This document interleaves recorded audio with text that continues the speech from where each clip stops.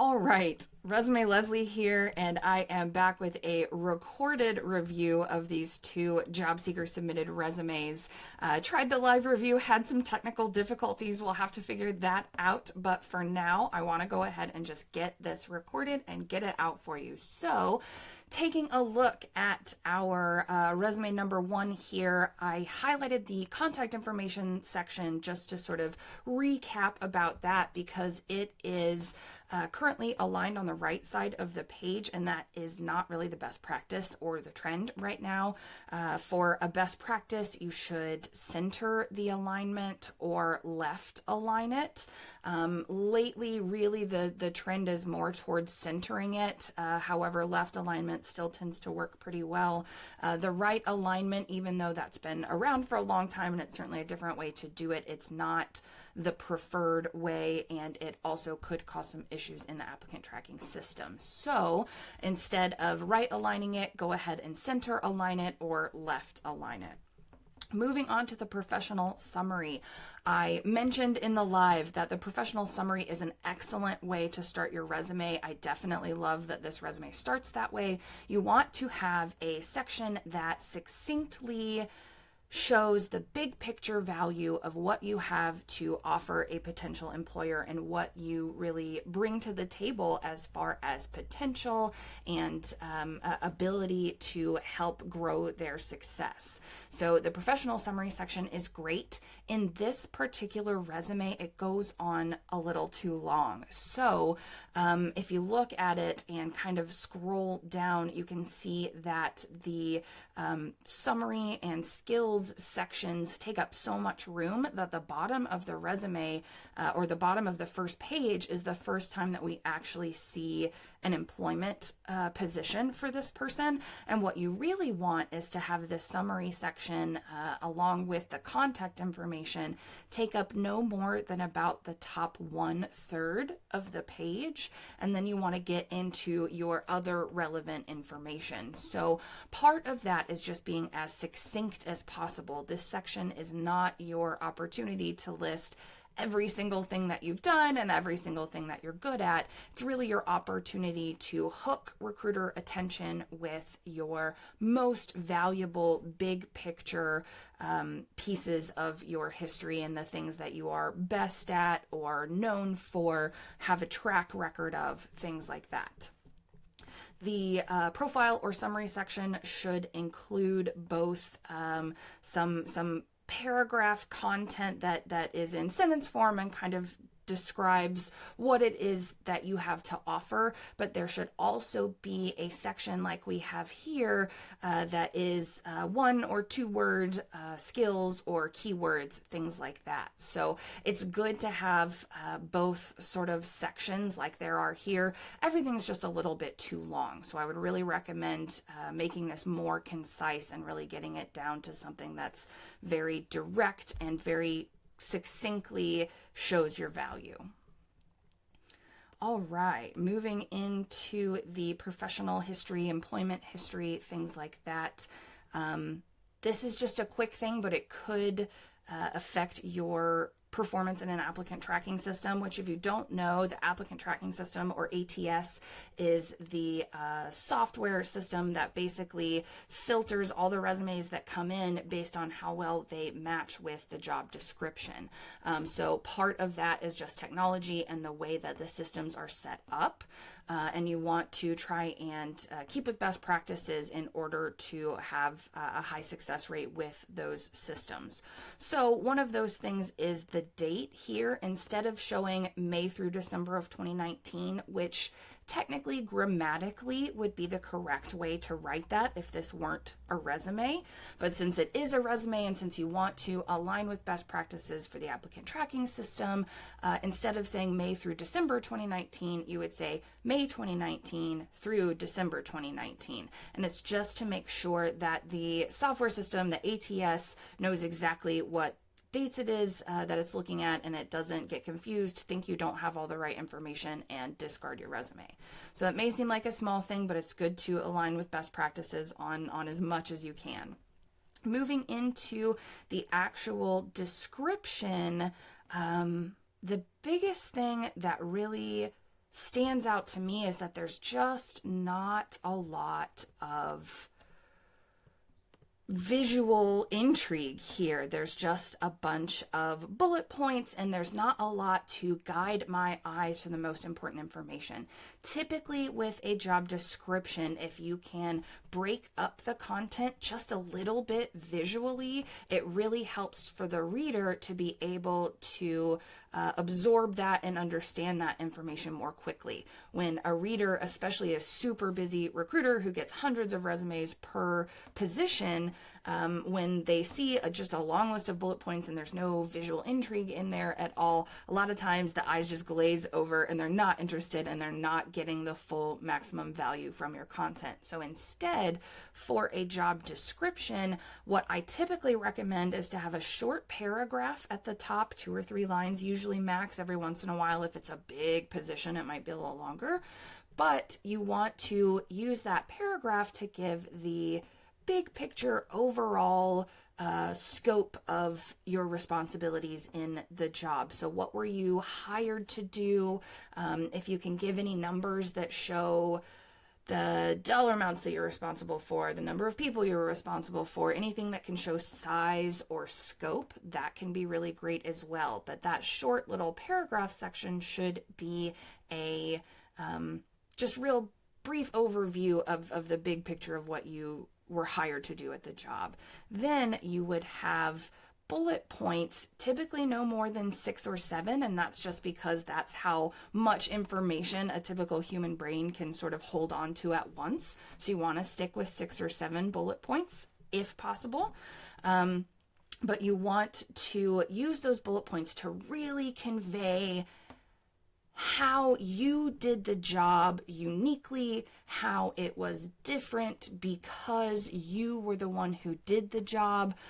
You want to lead with action as much as possible, and you really want to cut to the chase of exactly what value you provided in those bullet points in different areas. And you do typically want to use bullet points. That tends to be the best way to separate different ideas, and again, just help a busy reader to see and comprehend and absorb the content that you're trying to show them. So that is 2 different sections of the job description. The top one being the short paragraph, that's a broad sort of overview, and then your bullet points, which really give the direct details of the unique work that you did and the action and the results, or not results, but the action that you took as a part of really handling that job.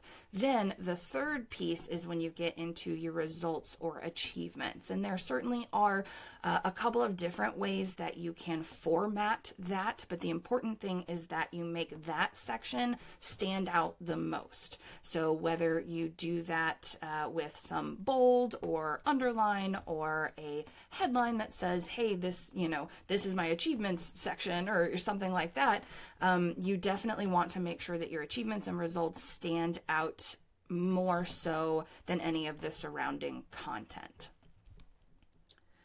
So moving down the page here, the same thing goes kind of for all of these job descriptions. What I will draw your attention to is the dates again. Number 1, you want to go ahead and try to align those all the way out on the right-hand side to make them really quick and easy for a recruiter to find them. And it's also the place where most applicant tracking systems are set to find them, so you want to make sure that those are just all the way out on the right hand margin. You also want to take into consideration how long you were in a role versus how long the job description is. So in this case, July 2018 to January 2019 is less than a year. It's basically 6 months.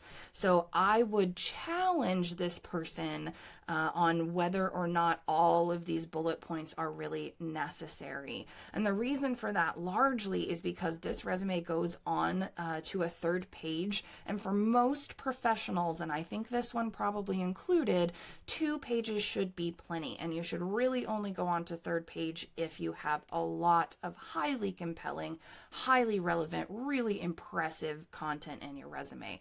For this particular resume, I think 2 pages would probably be plenty, especially given that there are several roles on here that they only held for a shorter amount of time. So we can go back and condense some of those descriptions and make sure that we leave room for the longer or more relevant or more hefty, important pieces of experience. So the same pretty much goes for all the descriptions. You want to stay consistent. You want to make sure that you have the same sort of setup and sections throughout all of your job descriptions. And the further back you go, typically the less important and relevant that information is. So you can include less information for older jobs. Now, with this particular resume, I will say that it would be difficult to cut out this older job simply because they were there for 15 years. Even though it started over 2 decades ago, it went on through until 2013, which in the grand scheme of things is still relatively recently. So I wouldn't necessarily say for this particular case to cut this down anymore, or certainly not to take it out.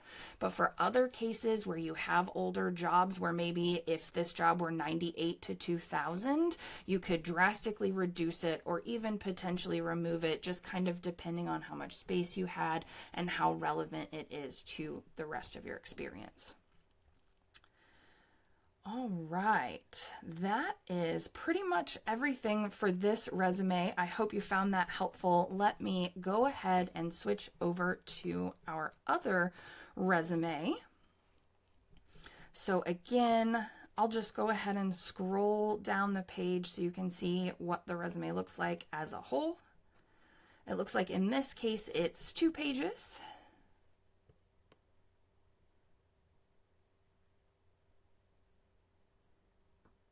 My first sort of reaction to this is that overall, this person is on the right track with their formatting. They're definitely heading in the right direction. They've got pretty much the right pieces pulled together.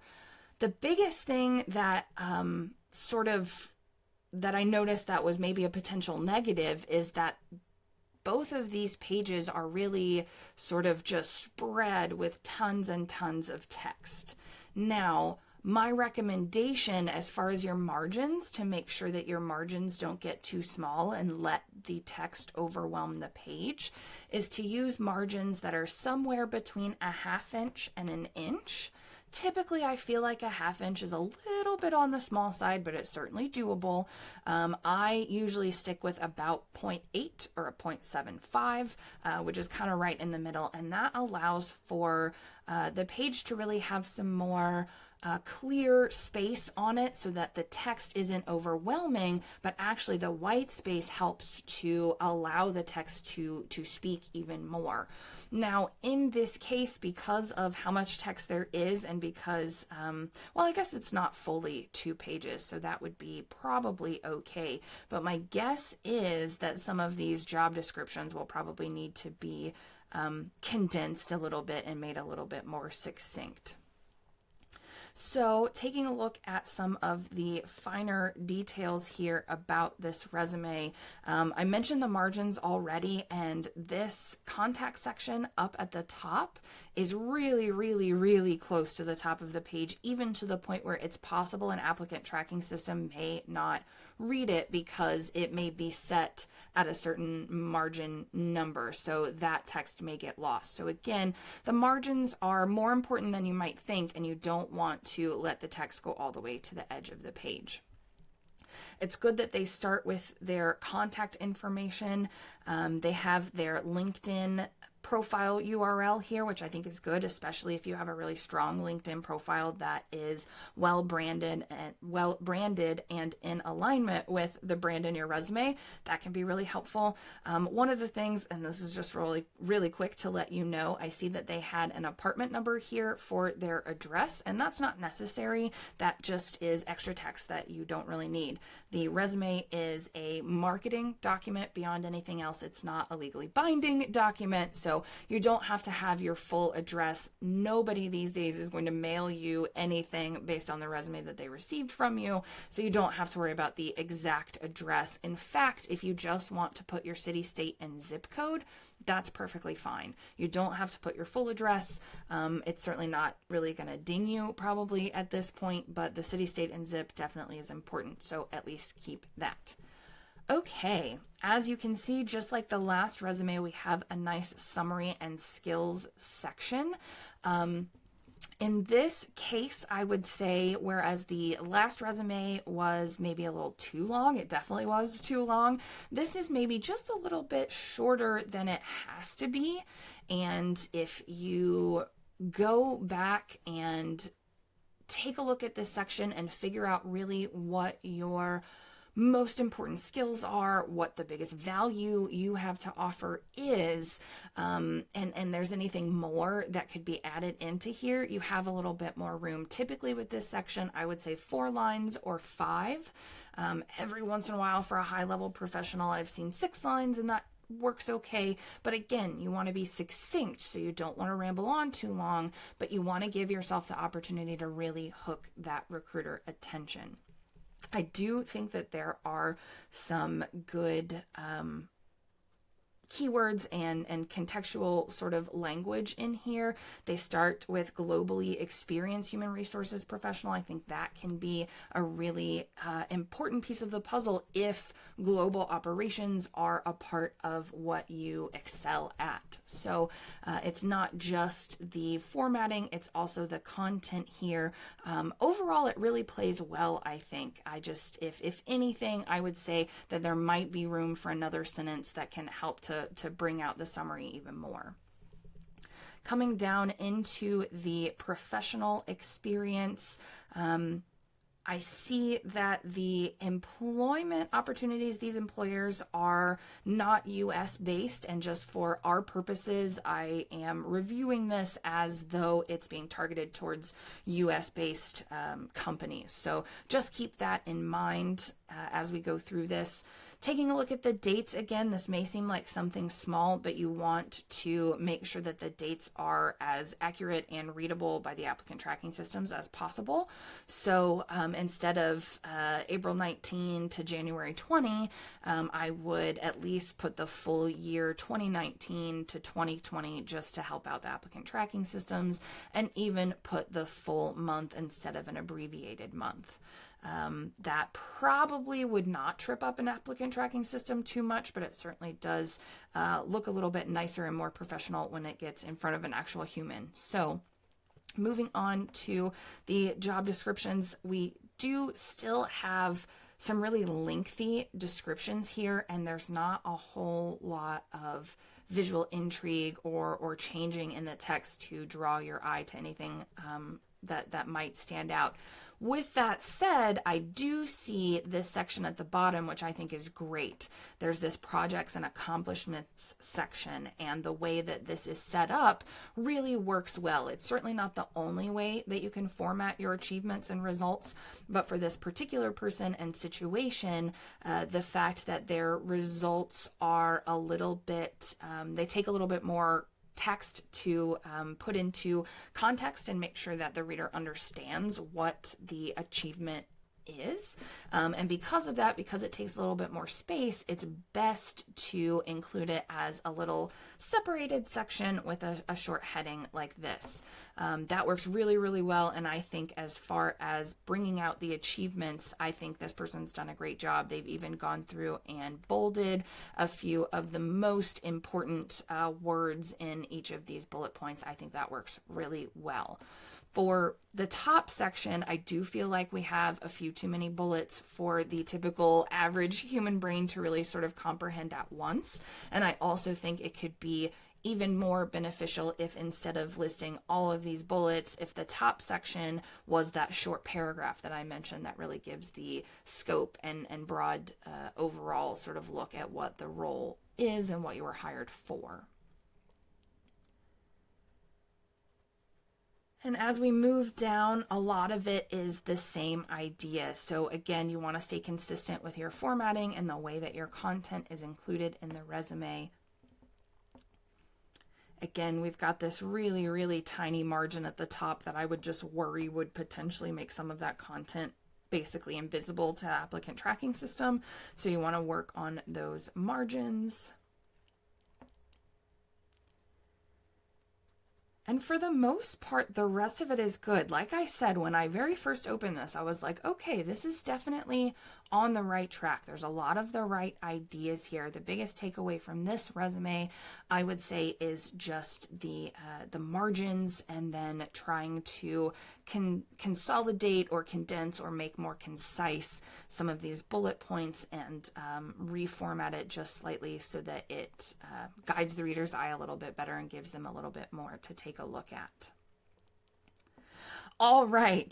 Thank you so much for, let me just bring that up. Thank you so much for joining me and watching the recording. I apologize again that the live didn't work out, but we are going to keep taking a look at that technology so that I can hopefully continue with one platform or another to do the live resume reviews. If you have any questions, please feel free to drop them in the comments or reach out to me via DM or email. Make sure you are following me on social media. Pretty much everywhere is at Resume Leslie, and you can email me. My email address is leslie@resumeleslie.com. I look forward to hearing from you. I hope you found these reviews helpful, and I hope you have a great week.